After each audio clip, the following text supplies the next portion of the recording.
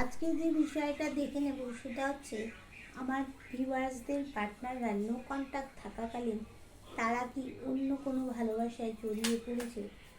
Divine বলে আমার ভিউয়ার্সদের পার্টনাররা নো কন্ট্যাক্ট থাকাকালীন তারা কি অন্য কোনো ভালোবাসায় জড়িয়ে পড়েছে, বা অন্য কোনো মানুষকে কি কমিটমেন্ট দেবে, বা অন্য কোনো মানুষের সাথে কি সংসার বাঁধার পরিকল্পনা করছে।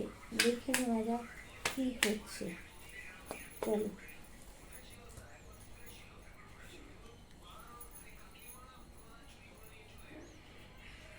দেখো যেটা উঠে আসলো সেটা হচ্ছে যে নো কন্ট্যাক্টে থাকাকালীন তারা কোনো একটা কফিনের মধ্যে বন্দি রয়েছে। সেখান থেকে কিন্তু তারা ইউনিভার্সের কাছে প্রার্থনা জানাচ্ছে, এই অবস্থা থেকে ঈশ্বর মুক্তি করে দাও। আমার যে সমস্যাটা চলছে, সমস্যাটার থেকে যেন আমি মুক্ত হতে পারি সে চাইছে। এবার সে কিন্তু তার জন্য ব্যালেন্স করছে।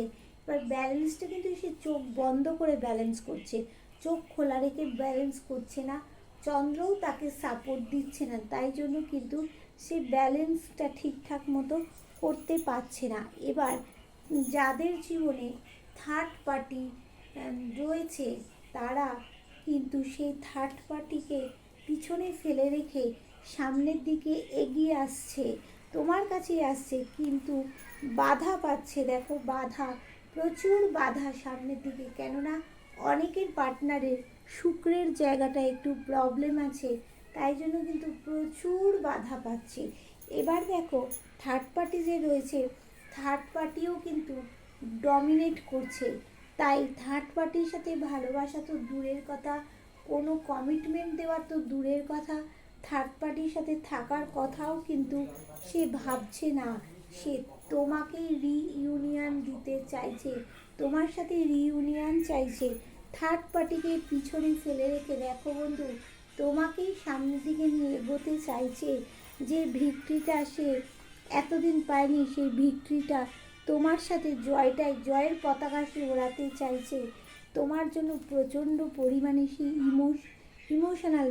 তোমার পার্টনার ডিপ ডিপ্রেশনে চলে যাচ্ছে আস্তে আস্তে, তার কাছে সব থাকা সত্ত্বেও সে ডিপ্রেশনের মধ্যে চলে যাচ্ছে। দেখো কিন্তু ভাগ্যের চাকা বন্ধু ঘুরছে, আশার বাইরে লাভ ফেভার করবে। তোমার জন্য সে বন্ধু ওয়েট করছে। কোনো নতুন কোনো ব্যক্তির সাথে সে কিন্তু ভালোবাসায় জড়ায়নি বা জড়াচ্ছে না। যতটুকু থার্ড পার্টি ছিল তাদের মধ্যে লড়াই ঝগড়া ডমিনেট করছে, তোমার কথাই ভাবছে, তুমিই শ্রেষ্ঠ।